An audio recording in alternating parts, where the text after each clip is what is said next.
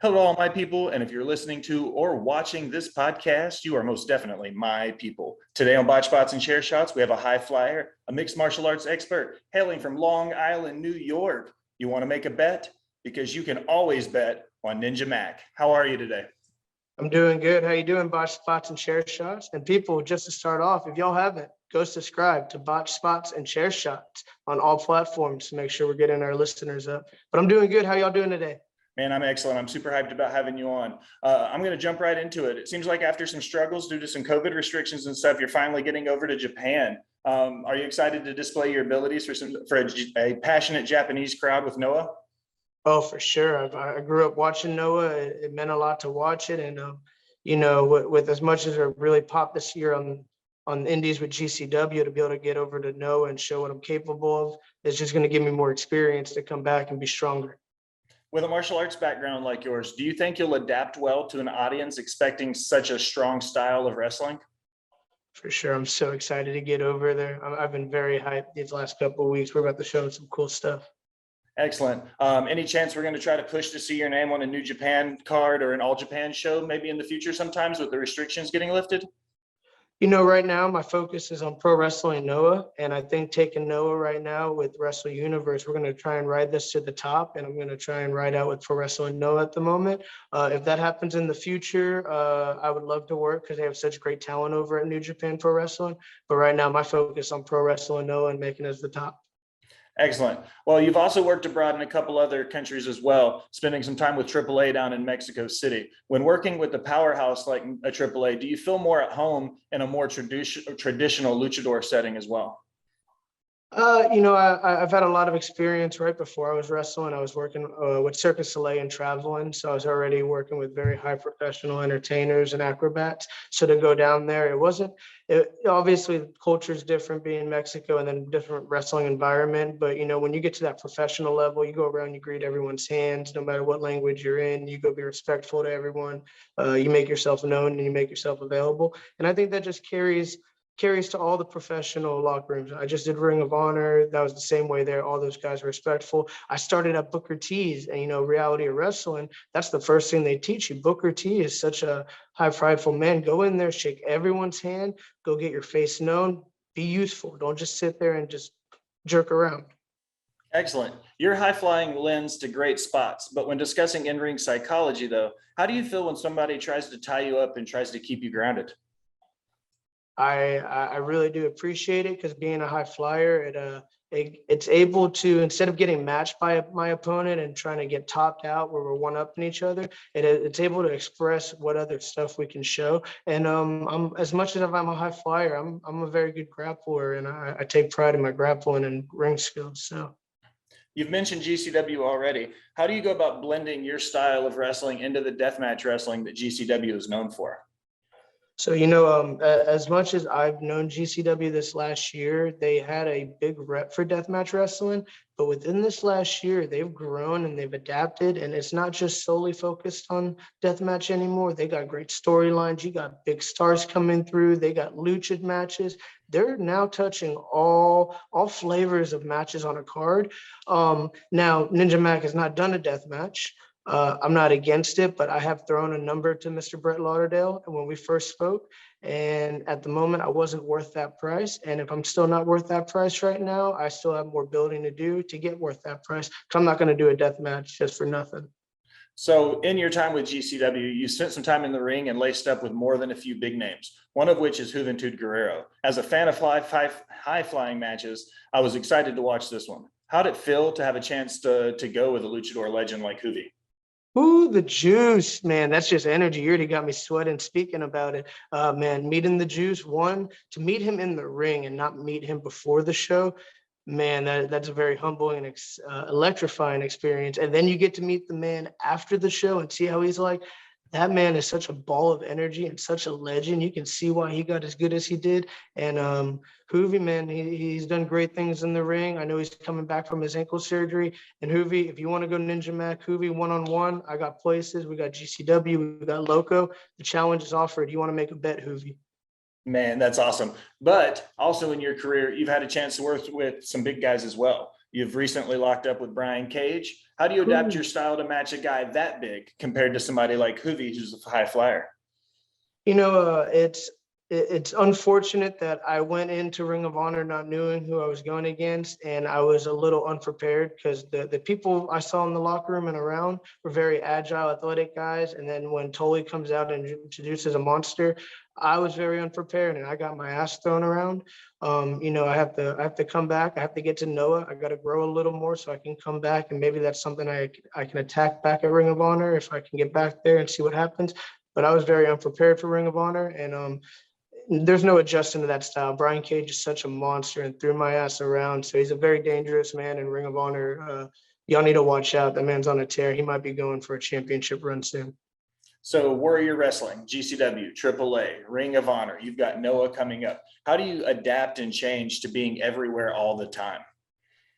It is the same thing as you go into the locker room. You don't treat the locker rooms differently. I keep myself a professional. I walk in there, I try and shake everyone's hand. You try and do the best you can in that ring, and you try and do the best for that show who's employing you right now. Because at the moment we're all independent contractors. So when I'm doing these shows, and it's actually very fortunate where maybe 20 years ago you wanted to be with one company, but the way wrestling's popping right now and growing, and indie wrestling's growing, and all these bigger companies are kind of getting in and out of these one-on dates. You go in there, you be a professional, you do your job to the best of your ability. You say, yes, sir, yes, ma'am. You get in, you get out. You also spent some time in Germany as well. How was that time over there working with the promotion WXW based out of Essen? Great, loved it. First time being able to wrestle in Europe and Germany over there, and to be able to wrestle with a promotion like WXW and not be in the 16-carat tournament, but to be around it and watch it go on at the same time. It was very informative of me. So maybe that's something I can look forward to in the future now that I've got a little awareness of it. But to be able to go over there and to work WXW for the first time in Europe, and them to welcome me and be able to do my things out there. Hopefully I did enough for them to call back and we're on good terms, because it was very fun. And I love that Germany food. So I'd love to go back and eat some more. You also held the WXW shotgun title while you were over there. So how does it feel to hold a title in a promotion on another continent, halfway around the world from your home on Long Island? Yeah, it felt great, except I just, on the last match, I couldn't bring it back. I was trying to bring it back to the States, and I got beat in a four-way. The three other people that were able to beat me that night, shit happens in a four-way, and I just couldn't. I got caught at the end with a cutter on my Phoenix 450, and I just wasn't able to kick out in time. But the guys that were out there were so good. And it's not just indie wrestling in America that's popping. Europe wrestling's going over there in Hungary. Those guys wrestling, that whole group, the Turkish people coming in, that whole group of them were so good that I don't just plan to go back to Germany. I'd like to get over to everywhere over there, because all the wrestling in the world's really growing right now. For sure. You mentioned previously, so let's touch base on it. You were trained by Booker T, the 5-time world champion, someone who's known for his charisma. How was training at Booker's school? Great. When you go to a school like that, and any of these other schools with high names, the best thing I was able to learn going there, because they're going to teach you. Everyone has their own way. You got your basics, what kind of works for them. He's going to teach you, as in Booker would say, his Romeo and Juliet. What's your Romeo and Juliet? But one of the biggest things I learned from the side was when you walk in there and you see Booker T walk in his school, in a building, in his presence, and you see what a WWE superstar aura is like, the room changes. The eyes tune to him.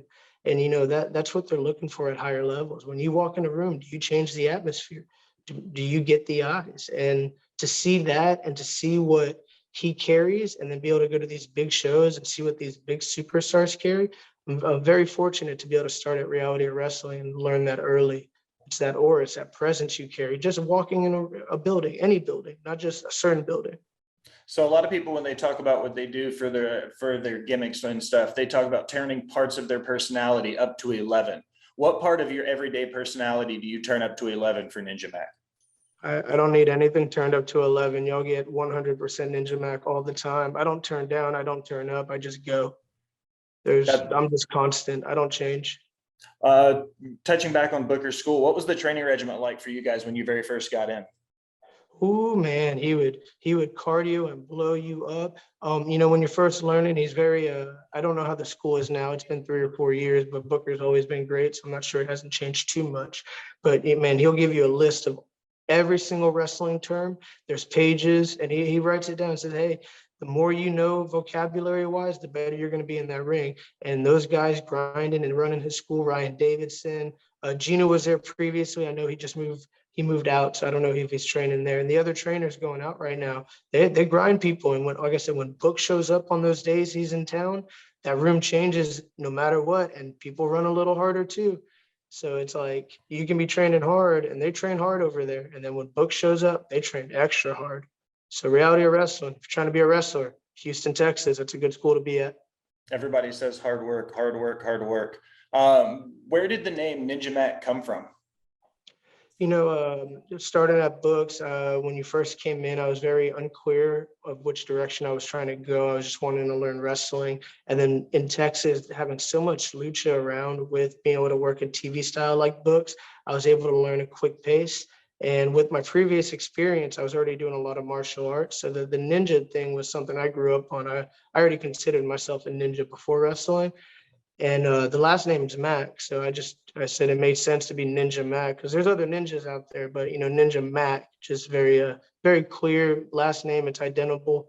So All right. So when you get back from Japan, what's on the horizon for you when you get back stateside?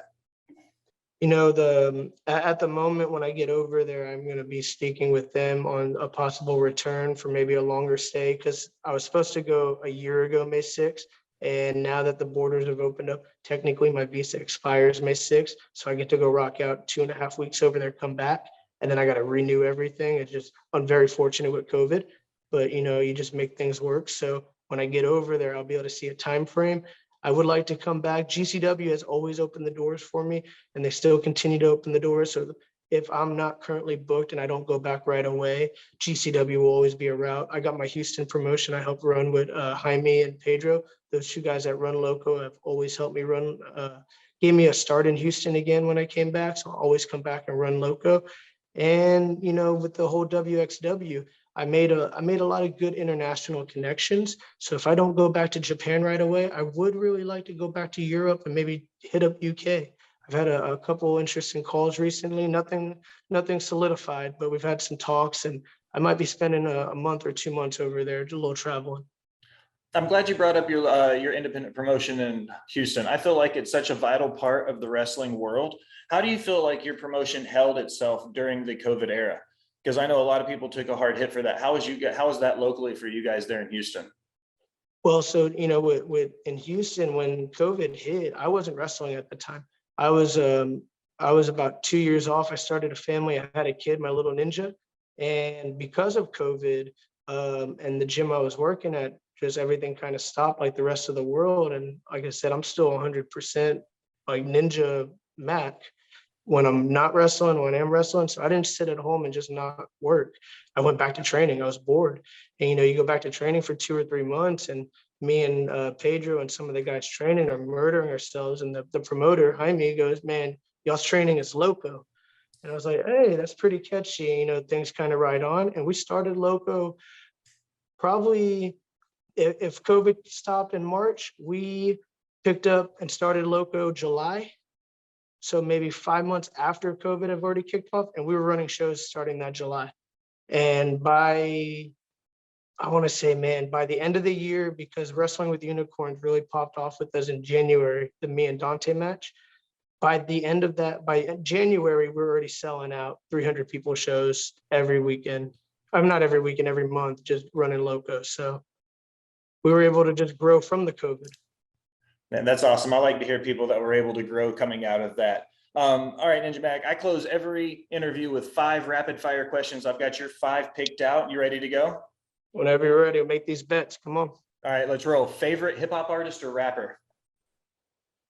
Jay-Z. Favorite superstar of all time? Chris Benoit. What's your favorite gimmick match? Ooh, bras and panties. Nice. That's always a good pick. What's your favorite taco filling, being from Houston? Or living in Houston, rather? Nah, pollo, very easy, clean. Every time it's consistent. Some chicken. All right, being from far north, being up in the north in New York and living in Texas, what's your favorite season of the year?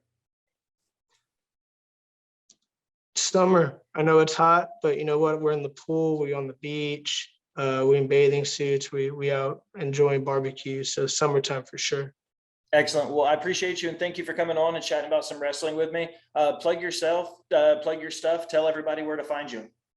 Hey, everything's real easy. Ninja Mack on Twitter, Facebook, Instagram, or TikTok. Go give us a subscribe. Give this podcast a subscribe, and we want to see how many bets you want to make. You can bet that. Excellent, Ninja Mack. I appreciate you stopping by, sir. I appreciate y'all. You have a good day. Thank you.